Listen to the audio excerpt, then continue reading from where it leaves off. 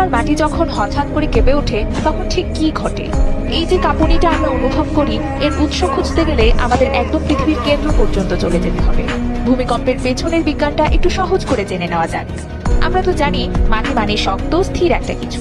তাহলে এমন কি হয় যে এই কঠিন মাটিটাই হঠাৎ করে তরলের মতো দুলতে শুরু করে? এর পেছনের কারণটা কি? খুব সহজভাবে বললে ভূমিকম্প হলো পৃথিবীর ভেতরের দুটো বিশাল পাথরের খণ্ড বা ব্লকের হঠাৎ করে পিছলে যাওয়া। আর এই পিছলে যাওয়ার ধাক্কায় বিপুল পরিমাণ শক্তি বেরিয়ে আসে, যা পৃথিবীর উপরিভাগে কাঁপুনি তৈরি করে। ভূমিকম্প নিয়ে কথা বলতে গেলে তিনটি শব্দ বারবার আসবে। প্রথমটি হলো ফল্ট। ফল্ট হলো সেই ফাটল যার গা ঘেঁষে পাথরের ব্লক দুটো নড়াচড়া করে। দ্বিতীয়টি হলো হাইপোসেন্টার।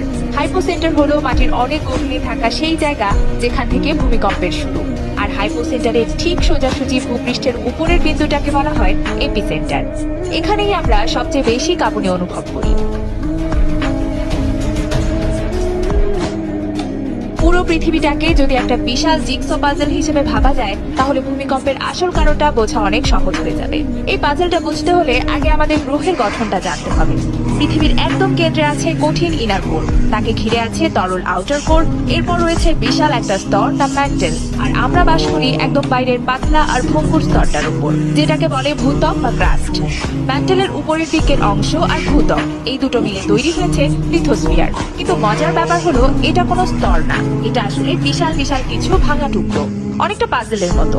এগুলোকে বলে টেকটনিক প্লেট। আর এই প্লেটগুলো কিন্তু স্থির নয়, এগুলো সারাক্ষণ নড়াচড়া করছে।